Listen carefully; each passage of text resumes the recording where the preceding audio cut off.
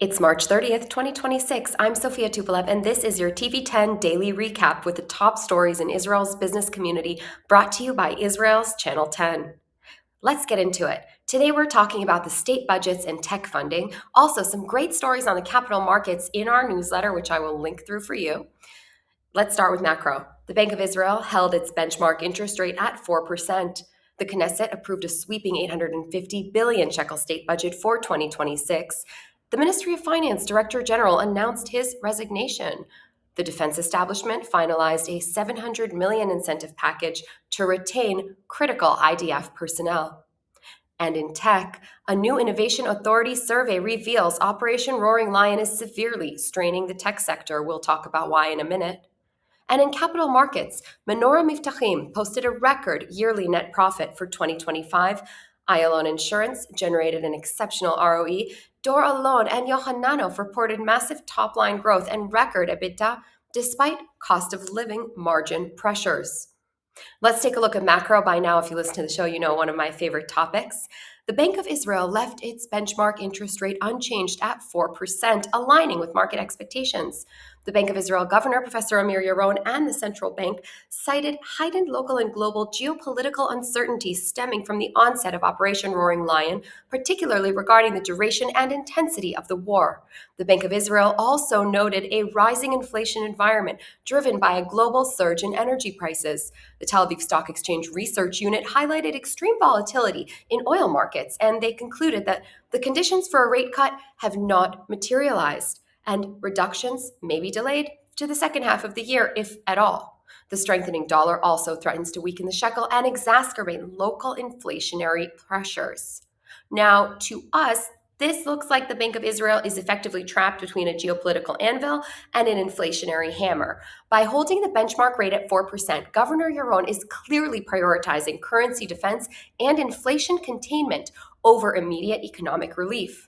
The violent whiplash in the global energy markets, with Brent crude spiking to nearly $113 a barrel following Iran's rejection of ceasefire negotiations, demonstrates exactly how vulnerable Israel is to imported inflation during Operation Roaring Lion. Furthermore, the combination of a strengthening US dollar, massive local fiscal expansion, and geopolitical uncertainty creates severe downward pressure on the shekel and poses a distinct threat to the local government bond market. For investors, the message from the central bank and the Tel Aviv Stock Exchange is clear. The higher for longer era is firmly entrenched.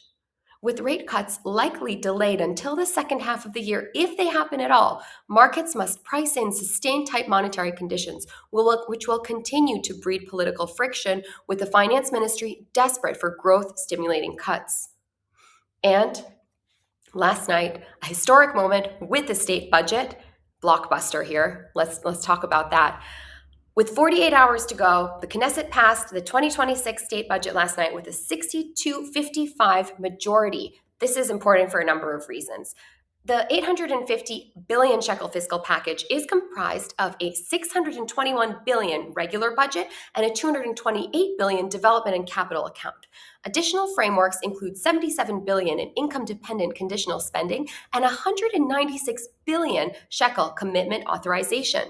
The budget used to calculate the expenditure limit is set at 699 billion shekels, with debt payments, excluding the Bituach Leumi national insurance, projected at 151 billion shekels. Driven by the severe fiscal demands of Operation Roaring Lion, which commenced on February 28, 2026, and included massive home front and missile defense alongside direct strikes in Iran, defense spending surged by over 30 billion to eclipse 142 billion shekels. To accommodate the prolonged geopolitical reality, the debt ceiling was set at 4.9% of GDP. The government authorized an overall expenditure increase of up to 60 billion shekels, 8.8%, with built-in contingencies allowing for an additional 7 billion shekels if the military campaign extends, plus a 5.8 billion shekel civilian emergency reserve. Despite the historic defense outlay, substantial capital remains allocated to civilian infrastructure, including 97 billion shekels for the Ministry of Education, nearly 64 billion for the National Insurance Institute, and 63 billion shekels for the Ministry of Health. May we all be well. The macro picture remains highly contested politically. Finance Minister Bezalel Smotrich lauded the macroeconomic data, citing a strong shekel, rising stock market, record high-tech investments, low unemployment, and falling inflation. Claps for that. Conversely, opposition leader Yair Lapid heavily criticized the inclusion of 6 billion shekels in coalition funds, labeling the budget the greatest theft in state history. That's a direct quote, and arguing those funds could have financed over 150,000 bomb shelters. Although Israel is actually financing bomb shelters, that's a story for another time. Following the budget's passage, Ministry of Finance Director General Ilan Rome announced his resignation. Former senior Mossad official, Rome was instrumental in passing both the 2025 and 2026 budgets, leading defense budget negotiations, and partnering with the tax authority to combat black capital. Notably, he pivoted the ministry's strategic focus towards post-war geoeconomic policy, including preparations for Abraham Accords 2.0 and the strengthening of regional economic alliances. On the defense personnel front, the Ministry of Defense, Ministry of Finance, the Wage Department, and the IDF finalized a 700 million shekel incentive program for career soldiers for the current working year.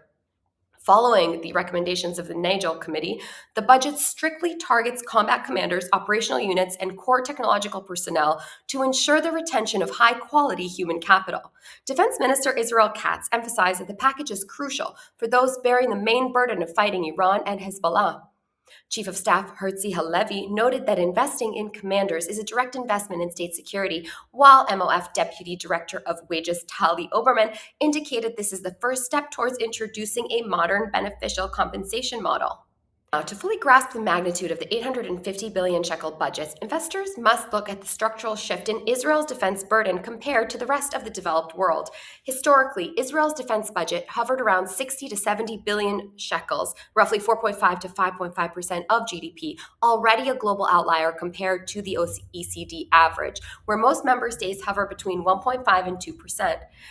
At an unprecedented 142 billion shekels, the 2026 defense allocation has effectively doubled pre-2023 levels, pushing Israel's defense to GDP ratio towards an estimated 7%. That's a lot. This creates a macroeconomic profile entirely divorced from Western peers, who are all eagerly buying, by the way, Israeli defense technology of late, if you read our coverage. While other OECD nations can comfortably run leaner budgets focused on civilian growth, social welfare, and infrastructure, Israel is forced to maintain an elevated 4.9% deficit ceiling well into 2026 just to sustain its military edge against Iran and Hezbollah, while simultaneously servicing a massive 151 billion shekels in debt. The long-term structural risk here is the crowding out effect. With such a massive, rigid defense baseline becoming the new normal, future governments will have severely limited fiscal maneuverability. Despite the rosy macroeconomic indicators touted by the finance ministry, this level of sustained defense spending means structural tax hikes or deeper cuts to civilian services are likely inevitable to bridge the ongoing gap. That's a lot of macro. No problem for me because I love it, but we do want to take a look at another topic, that's tech, the economic toll of Operation Roaring Lion. A new survey conducted by the Israel Innovation Authority during the third week of this multi-front war with Iran, that was March 18th to 23rd, 2026. This survey polled 637 tech companies, primarily startups and deep tech growth firms. The data reveals acute operational bottlenecks. 48% of firms are experiencing absences of over 25% of their workforce due to reserve duty, school closures, and of course, security restrictions. Only 11% reported full attendance of their staff. And capital raising has also taken a severe hit, with 71% of companies reporting that the security situation has negatively impacted funding rounds. Specifically, 37% faced delayed processes, 23% reported investors postponing decisions, and 11% have seen funding rounds canceled completely. The pain is particularly acute for smaller firms and those located in the north and the south. Operationally, 87% of companies are missing development targets or delaying product launches, 42% significantly, while 75% report that international flight restrictions are harming sales and investor meetings. No surprise there, it's extremely disruptive. Now, looking ahead, 31% of companies are actively considering relocating operations abroad. That should be a blinking red indicator, warning sign to the Israeli government. and 12% warned that a prolonged conflict could force them to shut down entirely. 12% of companies warning that they could shut down entirely. This is absolutely insane. Okay, this is not just a number. We're going to have to get into that in another show because we're almost out of time. But despite these severe headwinds, mass layoffs have been avoided so far, with only 10% of firms placing employees on unpaid leave. Innovation Authority CEO Dor noted that the agency is actively analyzing these survey results to formulate targeted policy tools and assistance measures to stabilize the industry. That remains to be seen. We'll be tracking that very important topic for us here at TV10. And that, I think, is enough for our video portion of this program. For the rest of the stories that we've got for you today, just today, this is all just today. It's a daily recap. It's incredible. For the rest of the stories on the capital markets, take a look at our newsletter, linked wherever you're listening. That's our day. I could go on, but we're going to stop here. Subscribe to our daily newsletter for the most interesting stories from Israel's business community across all sectors of Israel's economy. Happy Passover.